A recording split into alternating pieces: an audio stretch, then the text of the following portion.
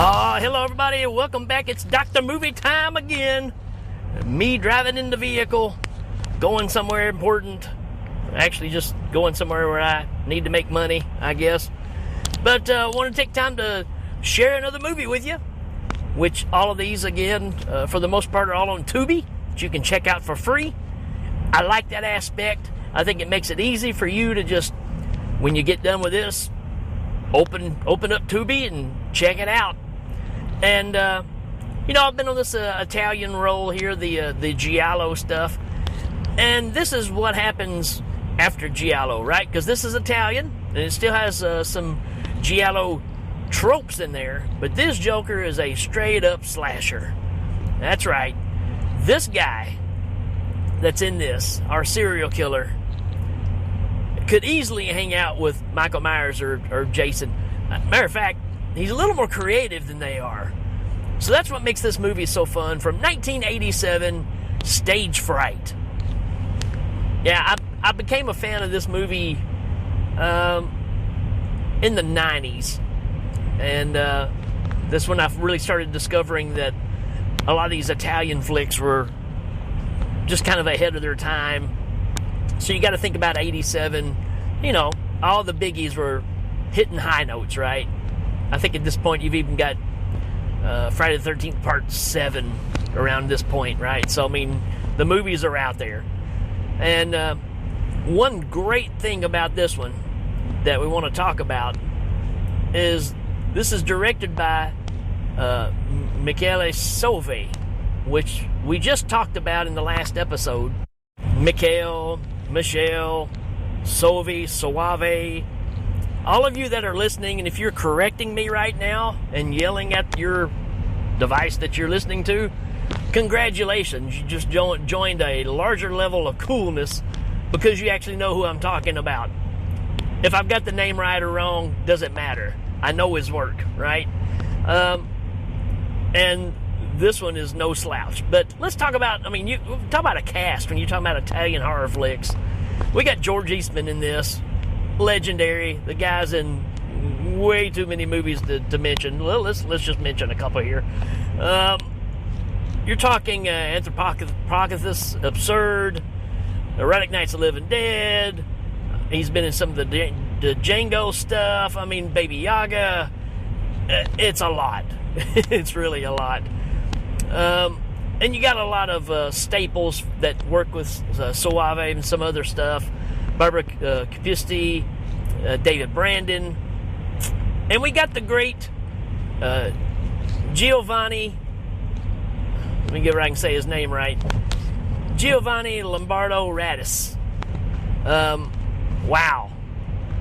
You want to talk about a who's who of Italian horror flicks. We're talking Cannibal Apocalypse. We're talking Cannibal Ferox, House on the Edge of the Park, my personal favorite, City of the Living Dead by Fulci. So yeah, we got some heavy hitters in this one. And I love this flick. I think you get your money's worth, no doubt. Let's do a little synopsis here. Avant-garde actors, and it names off a bunch of actors here, love fighting, working a small Baltimore theater. I don't think this is right. I don't think this is the right synopsis at all. Wow. Seriously, I'm looking this up. Here we go. No, that's not it. Well, I'll give you a synopsis. Some people are putting on a stage play. They're rehearsing and trying to come up with something that's going to be a big hit. And in the process, a local lunatic who just recently killed about 12 people has been locked up, and he's escaped and found his way into the studio. That's all you need to know. It's that simple. This is Slasher 101. Everything about it is straight up what we've known to love out of our horror flicks, right? And the great thing about this one, what makes them so unique, because most of our baddies of this level, and this one hides out as well too, but he really tries to end up blending in, right? So you can't tell who the killer is. Matter of fact, he knocks off one of our main characters in the story and dons their costume, and it's amazing because they're shooting this scene. It's on a stage. They got the music rolling. They got this girl dancing, and then dude stumbles out on stage with this big owl head, which at first when you see it, you think it's a little goofy looking, but as the movie gets on, this thing is creepy. And it gets creepier the more blood saturated that it gets. And, but you got the director yelling, well, go ahead, get up there, strangle her, kill her. Well, what do you think he does? Absolutely. And that's what's really different about this one. This guy is really smart, knows exactly what he's going to do. This movie is, every movie is known for the best whatever, the best, I don't know, knife kill or machete kill, right? This one, without a doubt, has the best pickaxe murder scene on film. It is so awesome, so top-notch. It blows my mind every time I see it.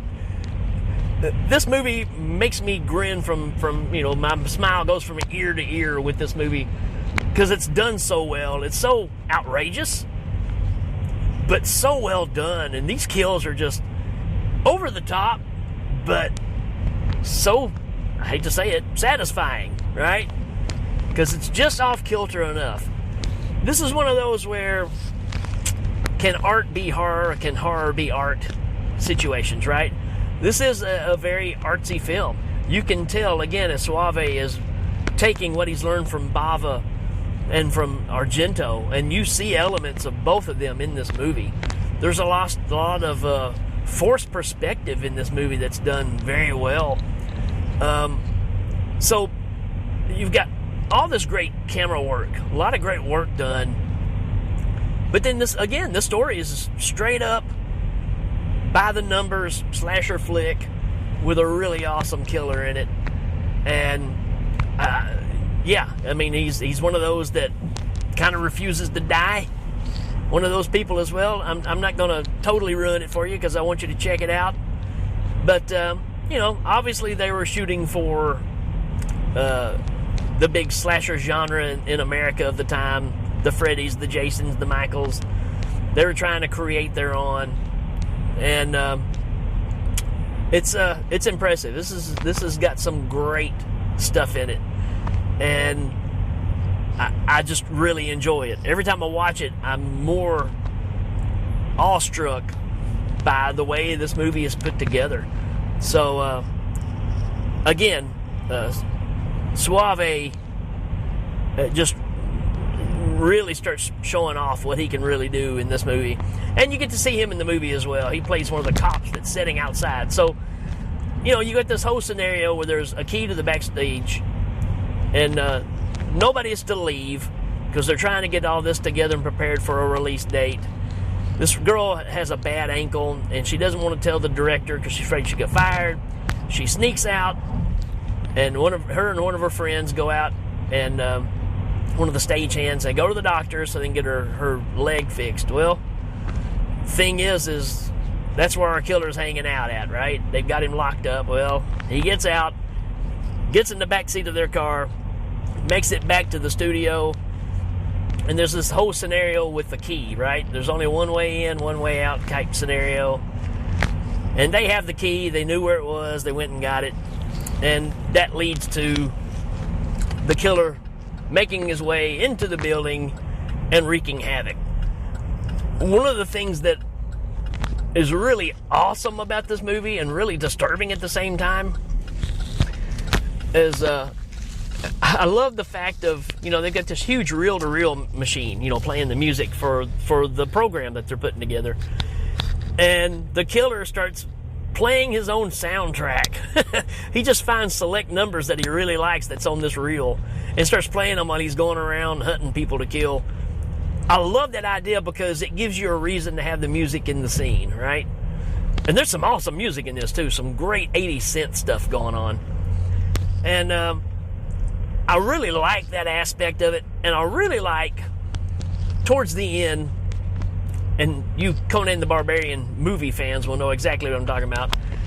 But we've got one survivor left, and she's watching what's going on, and our killer is taking all the bodies and body parts and is taking them on stage, and he's making a display, right? Almost like a piece of art, right? Because he's taking feathers and sprinkling them here on this decapitated head. I mean, it's just like, it's insane.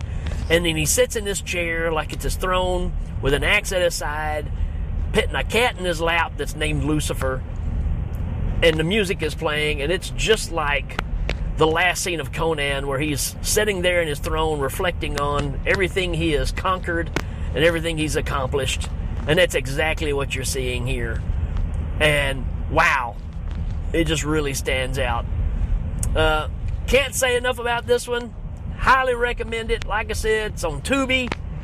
You need to check this one out. Do not delay. It's all in English, so there's not any, subtitles or anything like that. This is straight up, English. So you can check it out. And it's a brilliant film. Should be talked about a whole lot more.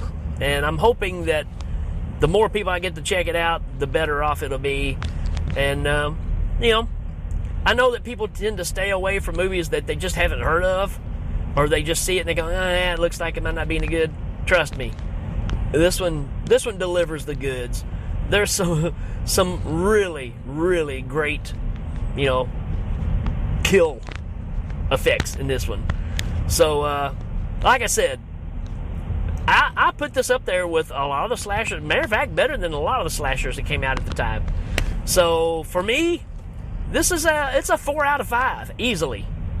Could be a 5 out of 5. I don't know that I'm that much in love with it, but it's definitely an awesome flick. So do yourself a favor, go to Tubi, check out Stagefright, let me know what you think about it, and, if you've got ideas for other stuff you want covered, let me know. Be glad to do it. All right, folks, that's it for me. Till next time, we will, as you know, check you later.